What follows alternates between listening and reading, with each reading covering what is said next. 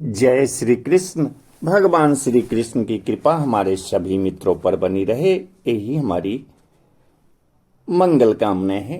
अर्जुन ने भगवान कृष्ण से पूछा कि हे पुरुषोत्तम, ब्रह्म क्या है, आत्मा क्या है, सकाम कर्म क्या है और यह भौतिक जगत क्या है तथा देवता क्या है, कृपा करके यह सब मुझे बताइए। भगवान कर्म, भक्ति तथा योग और शुद्ध भक्ति की भी व्याख्या करते हैं। श्रीमद् भागवत में कहा गया है कि परम सत्य ब्रह्म परमात्मा तथा भगवान के नाम से जाना जाता है। साथ ही जीवात्मा या जीव को ब्रह्म भी कहते हैं। अर्जुन आत्मा के विषय में पूछता है, जिससे शरीर, आत्मा तथा मन का बोध होता है। वैदिक कोश के अनुसार आत्मा का अर्थ मन, आत्मा, शरीर तथा इंद्रियां भी होता है।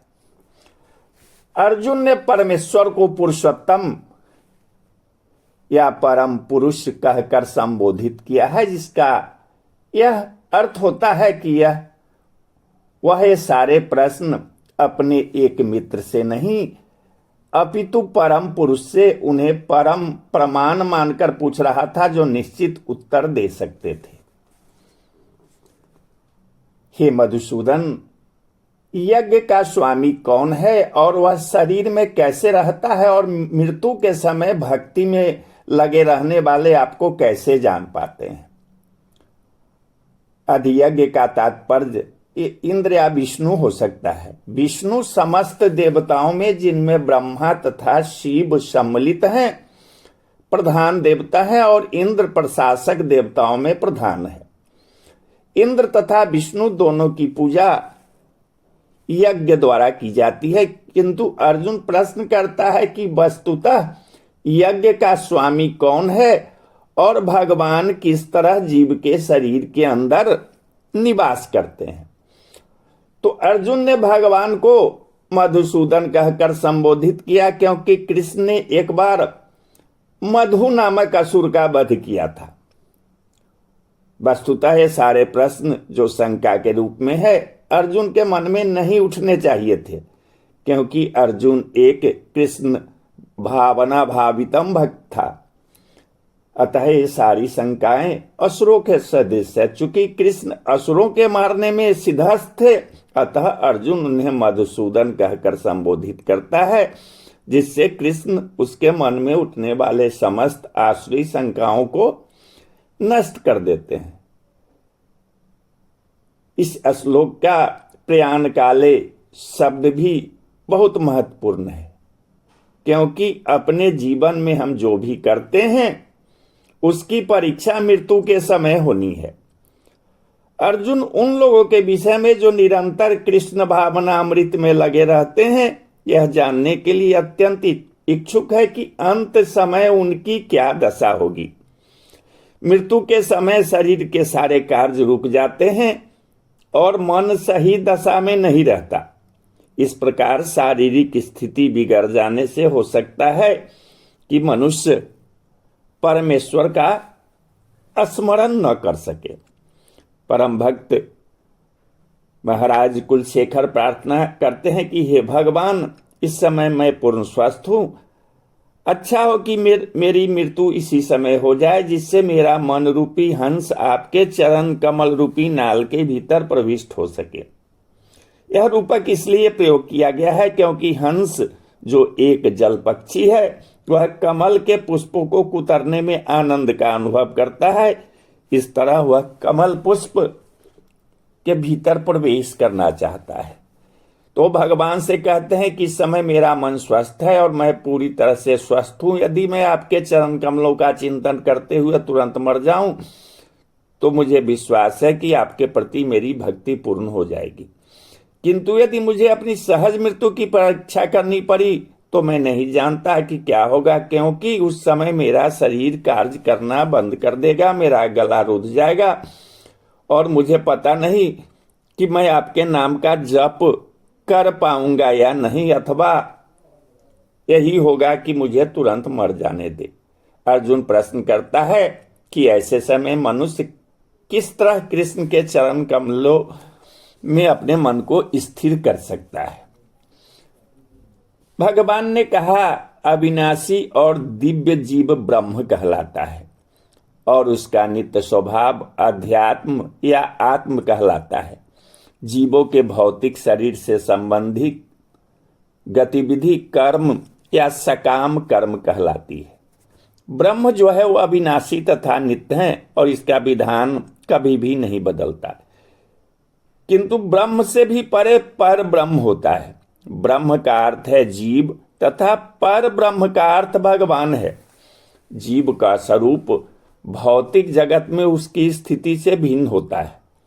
भौतिक चेतना में उसका स्वभाव पदार्थ पर प्रभुत्व जताना है, किंतु आध्यात्मिक चेतना या कृष्ण भावनामृत में उसकी स्थिति परमेश्वर की सेवा करना है। जब जीव भौतिक चेतना में होता है तो इस संसार में विभिन्न प्रकार के शरीर धारण करने पड़ते हैं। यह भौतिक चेतना के कारण कर्म अथवा विविध सृष्टि कहलाता है। वैदिक साहित्य में जीव को जीवात्मा तथा ब्रह्म कहा जाता है, किंतु उसे कभी पर ब्रह्म नहीं कहा जाता। जीवात्मा विभिन्न परिस्थितियां ग्रहण करता है। कभी वह अंधकार पूर्ण भौतिक प्रकृति से मिल जाता है और पदार्थ को अपना स्वरूप मान लेता है, तो कभी वह पराध्यात्मिक प्रकृति के साथ मिल जाता है, इसलिए वह परमेश्वर की तटस्था शक्ति कहलाता है। भौतिक या आध्यात्मिक प्रकृति के साथ अपनी पहचान के अनुसार ही उसे भौतिक या आध्यात्मिक शरीर प्राप्त होता है। भौतिक प्रकृति में वह 84 लाख योनियों में से कोई भी शरीर धारण कर सकता है, किंतु आध्यात्मिक प्रकृति में उसका एक ही शरीर होता है। भौतिक प्रकृति में वह अपने कर्म के अनुसार कभी मनुष्य रूप में प्रकट होता है तो कभी देवता, पशु, पक्षी आदि के रूप में प्रकट होता है। स्वर्ग लोक की प्राप्ति तथा वहां का सुख भोगने की इच्छा से वह कभी कभी यज्ञ संपन्न करता है, किंतु जब उसका पुण्य क्षीण हो जाता है तो वह पुनः मनुष्य रूप में पृथ्वी पर वापस आ जाता है। यह प्रक्रिया कर्म कहलाती है। छांदोग्य उपनिषद में वैदिक यज्ञ अनुष्ठानों का वर्णन मिलता है। यज्ञ की वेदी में 5 अग्नियों को 5 प्रकार की आहुतियां दी जाती है। ये 5 अग्नियां स्वर्गलोक, बादल, पृथ्वी, मनुष्य तथा स्त्री रूप मानी जाती है और श्रद्धा, सोम, वर्षा, अन्न तथा बीर्ज, ये 5 प्रकार की आहुतियां हैं। यज्ञ प्रक्रिया में जीव हविष्ठ स्वर्गलोक की प्राप्ति के लिए विशेष यज्ञ करता है और उन्हें प्राप्त करता है। जब यज्ञ का पुण्य क्षीण हो जाता है तो जीव पृथ्वी पर वर्षा के रूप में उतरता है और अन्न का रूप ग्रहण करता है। इस अन्न को मनुष्य खाता है, जिससे यह बीरज में परिणित होता है, जो स्त्री के गर्भ में जाकर फिर से मनुष्य का रूप धारण करता है। यह मनुष्य पुनः यज्ञ करता है और पुनः वही चक्र चलता है। इस प्रकार जीव शाश्वत रीति से आता है और जाता रहता है, किंतु कृष्ण भावना भावित पुरुष ऐसे यज्ञों से दूर रहता है। वह सीधे कृष्ण भावना अमृत ग्रहण करता है और इस प्रकार ईश्वर के पास वापस जाने की तैयारी करता है। भगवत गीता के निर्वेशवादी भाष्यकार बिना कारण के कल्पना करते हैं कि इस जगत में ब्रह्म जीव का रूप धारण करता है और इसके समर्थन में वे गीता के 15वें अध्याय के 7वें श्लोक को उद्धृत करते हैं, किंतु इस श्लोक में भगवान जीव को मेरा शाश्वत अंश भी कहते हैं। भगवान का यह अंश जीव भले ही भौतिक जगत में आ गिरता है, किंतु परमेश्वर कभी नीचे नहीं गिरता। अतः यह विचार कि ब्रह्म जीव का रूप धारण करता है ग्राह्य नहीं है। यह स्मरण रखना होगा कि वैदिक साहित्य में ब्रह्म को जीवात्मा को पर ब्रह्म से पृथक माना जाता है। हे देहधारियों में श्रेष्ठ, निरंतर परिवर्तनशील यह भौतिक प्रकृति अधिभूत भौतिक अभिव्यक्ति कहलाती है। भगवान का विराट रूप, जिसमें सूर्य तथा चंद्र जैसे समस्त देवता सम्मिलित हैं, अधिदेव कहलाता है। अधिदैव तथा प्रत्येक देहधारी के हृदय में परमात्मा स्वरूप में स्थिर परमेश्वर अधियज्ञ, यज्ञ का स्वामी कहलाता है। यह भौतिक प्रकृति निरंतर परिवर्तित होती रहती है। सामान्यतः भौतिक शरीरों को 6 अवस्था में निकलना होता है। उत्पन्न होते हैं, बढ़ते हैं, कुछ काल तक रहते हैं, कुछ गौण पदार्थ उत्पन्न करते हैं, छिन्न होते हैं और अंत में विलुप्त हो जाते हैं। यह भौतिक प्रकृति अधिभूत कहलाती है। यह किसी निश्चित समय में उत्पन्न की जाती है और किसी निश्चित समय में विनष्ट कर दी जाती है। परमेश्वर के विराट स्वरूप की धारणा, जिसमें सारे देवता तथा उनके लोग सम्मिलित हैं, अधिदैवत कहलाती है। प्रत्येक शरीर में आत्मा सहित परमात्मा का वास होता है, जो भगवान कृष्ण का अंश स्वरूप है। यह परमात्मा अधियज्ञ कहलाता है और हृदय में स्थित होता है। इस श्लोक के प्रसंग में एव शब्द अत्यंत महत्वपूर्ण है, क्योंकि इसके द्वारा भगवान बल देकर कहते हैं कि परमात्मा उनसे भिन्न नहीं है। यह परमात्मा प्रत्येक आत्मा के पास आसीन है और आत्मा के कार्यकलापों का साक्षी है तथा आत्मा की विभिन्न चेतनाओं का उद्गम है। यह परमात्मा प्रत्येक आत्मा को मुक्त भाव से कार्य करने की छूट देता है और उनके कार्यों पर निगरानी रखता है। परमेश्वर के इन विविध स्वरूपों के सारे कार्य उस कृष्ण भावना भावित भक्त को स्वतः स्पष्ट हो जाते हैं, जो भगवान की दिव्य सेवा में लगा रहता है। अधिदैवत नामक भगवान के विराट स्वरूप का चिंतन उन नव दीक्षितों के लिए है जो भगवान के परमात्मा स्वरूप तक नहीं पहुंच पाते। अतः उन्हें परामर्श दिया जाता है कि वे उस विराट पुरुष का चिंतन करें, जिसके 5 अधोलोक हैं, जिसके नेत्र सूर्य तथा चंद्र हैं और जिसका सिर उच्च लोक है। अंत काले च मामेव स्मरन् मुक्ता कलेवरम यह प्रयाति समद्भावम याति नास्त्यत्र संशय। और जीवन के अंत में जो केवल मेरा स्मरण करते हुए शरीर का त्याग करता है, वह तुरंत मेरे स्वभाव को प्राप्त करता है। इसमें रंच मात्र भी संदेह नहीं है।